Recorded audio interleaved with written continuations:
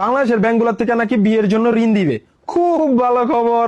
কিন্তু ধরেন ঋণ নিয়ে বিয়া করলাম, কয়েক কিস্তি দেওয়ার পর যদি ঋণ না দিতে পারি, তাহলে কি ব্যাংকের লোক আইসা কি বউ নিয়ে যাবো, নাকি সুইচ গেটে লাল তালা মাইরা দিয়া যাবো যে আজকের দিকে মেলামেশা বন্ধ? ভাবনার কথা একটা। নাকি সময় মতো কিস্তির টাকা পরিশোধ করতে না পারলে কি বউয়ের গলায় এসে সাইনবোর্ড লাগাই দিব, লেখা দিব যে এই বউ অগ্রণীয় ব্যাংক, শাখা মতিঝিল, নিকটেই দায়বদ্ধ। আবার ধরেন ঋণ নিয়ে বিয়ে করলাম, কিন্তু বউর সাথে বনিবটটা ভালো না, বউ ছাইরা দিবেন অথবা বউ স্বামীরে ছাইরা দিব, তাহলে কি ঋণ মাফ কইরা আবার বিয়ের জন্য নতুন ঋণ অথবা স্বামী স্ত্রী চেঞ্জ কইরা দিবেন? মালে আসেন, এই খবর শুনে আমার বেকারত্ব বন্ধুরা খুশি ঠেলায় আনন্দে নিজের ডান্ডার ভিতরে সান্ডারে তেল দিবি ভাবছস, তাদের জন্য এক বালতি সম্বেদনা আপাতত কিচ্ছা থাক।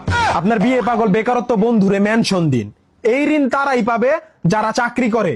এখন কথা হইল, যারা চাকরি করে তাদের যদি ঋণ নিয়ে বিয়ে করা লাগে, তাইলে এই চাকরির মায়ের তেরে না। যেই ব্যাংক এই আইডিয়া বাই করছে, চিন্তা ভাবনা কইরা, ভাই তোরা ঋণ নিয়ে তোরাই বিয়া কর, সুদ ঘুষ নতুন বউ তোরাই খা, মানে নতুন বিয়া